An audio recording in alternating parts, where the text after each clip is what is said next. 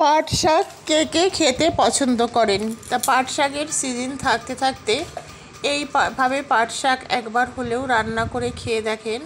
যারা পাট শাক খান না তারাও কিন্তু বারে বারে চেয়ে খাবে। তো welcome back to my channel শখের রান্নার আমার সব বন্ধুদের অনেক অনেক স্বাগতম।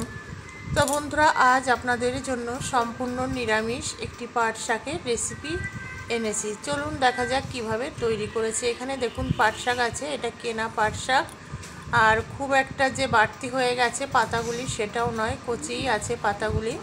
তা এই পাট শাকের থেকে যে কচি কচি মানে জালি পাতা সেগুলি আমি বেছে নেব, আর যে বাড়তি পাতা বা পোকায় খাওয়া পাতাগুলি আছে সেগুলো কিন্তু দেব না। এই পাতাগুলো ছাড়িয়ে নেব। তা দেখুন এখানে পাট শাকের পাতা আমি ছাড়িয়ে নিচ্ছি, আর যেগুলো বাড়তি পাতা আছে সেগুলো ছাড়িয়ে নেব। এইভাবে পুরো পাট শাকের পাতাটা বেছে নিয়েছি, দেখুন এক ঝুড়ি হয়েছে। আর এটা কমে যখন বেছেছি তখন কমে গেছে, আর এটা রান্না করলে এর 4 ভাগের 1 ভাগ হয়ে যাবে। যাই হোক, এই 5-6 বার করে ভাসন্ত জলে এটাকে কিন্তু ধুতে হবে, কারণ এটা বাজার থেকে আনা, অনেক ধুলো বালি নোংরা অনেক কিছু থাকে। তা ভালোভাবে ধুয়ে নিয়েছি, ধুয়ে জলটা ঝরিয়ে নিয়েছি। জলটা ঝরিয়ে নিলেও পাট শাকে কিন্তু জল থেকেই যায়। তা এবার আমি পাট শাকটা এভাবে কুচিয়ে নেব, ঝিরিঝিরি করে কোচাবো, যার যেমন যেভাবে খুশি কুচিয়ে নিতে পারেন, কারণ এটা ডাল দিয়ে রান্না হবে। আর ডালটা মুগের ডাল সিদ্ধ আমি ওদিকে চাপিয়ে দিয়েছি, মানে ডাল রান্না হবে তার থেকে এই কিছুটা পরিমাণ সিদ্ধ মুগ ডাল আমি তুলে নেব। আর ডাল দিয়ে রান্না করলে অসাধারণ লাগে উইদাউট মশলা। বা পাট শাক যদি ভাপা করি সেটাও ভালো লাগে, পাট শাক ভাজা করলে সেটাও ভালো লাগে। আমরা আগে পাট শাক খেতাম না বন্ধুরা, অনেকে পাট শাকের ঝোল খায়, কিন্তু যখন থেকে খাওয়া শিখেছি ঝোলটা হয়তো খাই না, কিন্তু বিভিন্ন রকমভাবে পাট শাক রান্না করি, খেতে কিন্তু অসাধারণ লাগে। আর পেট দারুণভাবে পরিষ্কার হয়।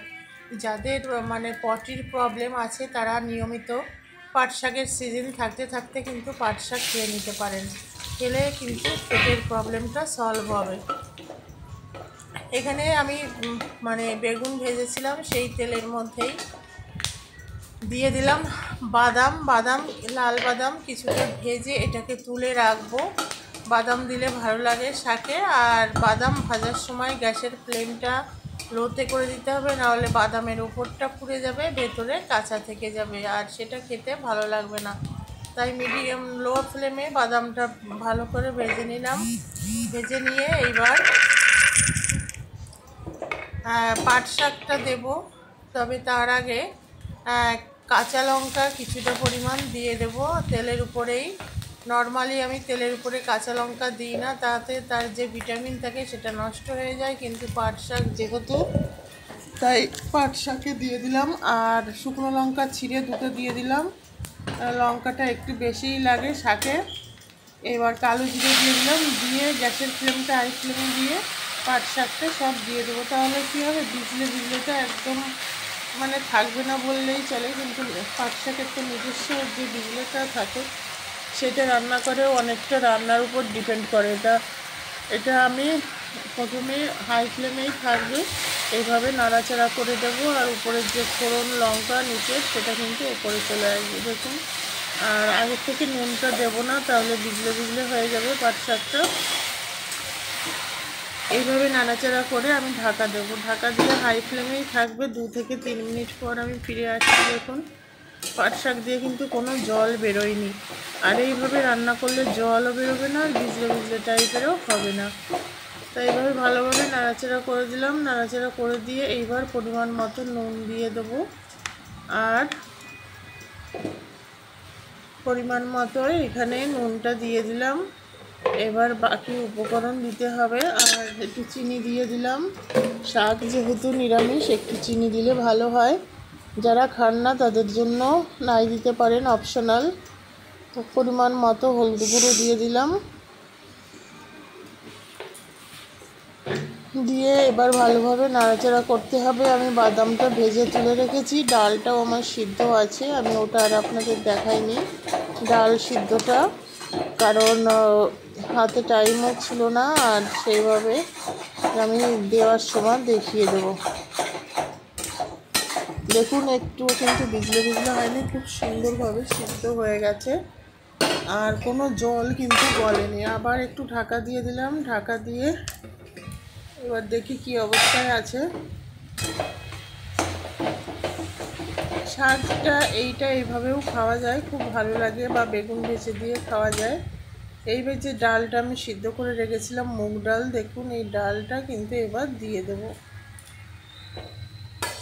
অনেকটা পরিমাণ ডাল, আর এটা একটু সিদ্ধ হয়ে গেছে।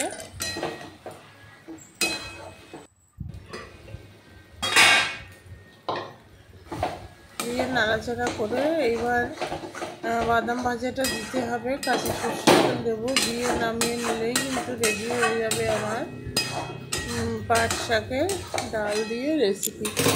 তা আপনারা যারা পাট শাক খেতে পছন্দ করেন কমেন্টস করে জানাবেন।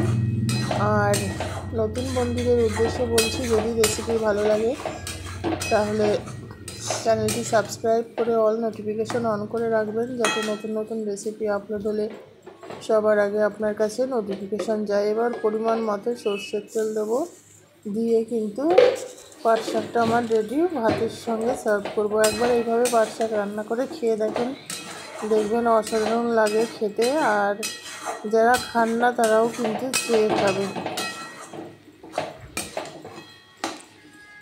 রেডি হয়ে গেছে এবার আমার পাট শাকের রেসিপি। সবাই খুব ভালো থাকবেন, সুস্থ থাকবেন, সুরক্ষিত থাকবেন। আমি বাদামগুলি ওপর থেকে ভাজা বাদামগুলি ছড়িয়ে দিয়েছি। তো এইভাবে পাট শাক রান্না করে খান, আর কমেন্টস করে জানাবেন কেমন হলো। টাটা, বাই বাই, আবার দেখা হবে।